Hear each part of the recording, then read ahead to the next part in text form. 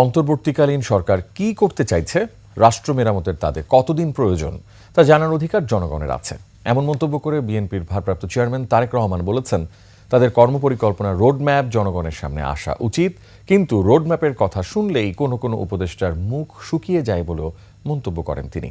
বলেন, সকল অস্পষ্টতা কাটিয়ে নির্বাচনী রোডম্যাপে এগিয়ে যাবে বাংলাদেশ।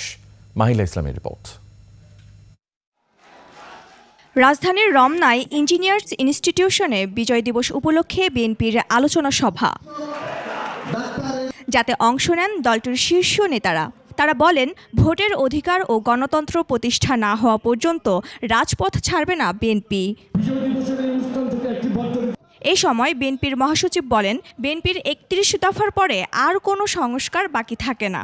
বোনেরা, মায়েরা তারা কাজ করছেন কারখানাতে, আমাদের রপ্তানি হচ্ছে, আমাদের ভাইয়েরা তারা বিদেশে যাচ্ছে কাজ করার জন্য। সেই বাংলাদেশের সূচনা করেছিলেন শহীদ প্রেসিডেন্ট জিয়া রহমান। আলোচনা সভায় ভার্চুয়ালি যোগ দেন দলের ভারপ্রাপ্ত চেয়ারম্যান তারেক রহমান।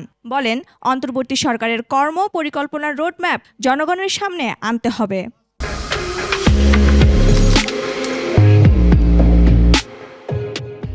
অন্তর্বর্তীকালীন সরকারের আগামী দিনের কর্ম পরিকল্পনার রোডম্যাপ ঘোষণার কথা শুনলেই যদি উপদেষ্টাদের চেহারায় অস্বস্তির ছাপ ফুটে ওঠে, সেটি হবে অবশ্যই গণ আকাঙ্ক্ষা বিরোধী।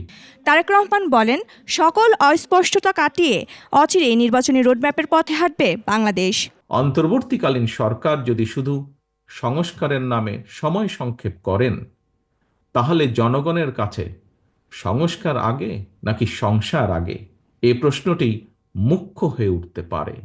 অন্তর্বর্তীকালীন সরকার নিজেদের সফল দেখতে চায় কিনা তা তাদের কর্মকাণ্ডের উপর নির্ভর করবে বলেও মন্তব্য করেন বিএনপির ভারপ্রাপ্ত চেয়ারম্যান। মাহিলা ইসলাম, ২১ টেলিভিশন, ঢাকা।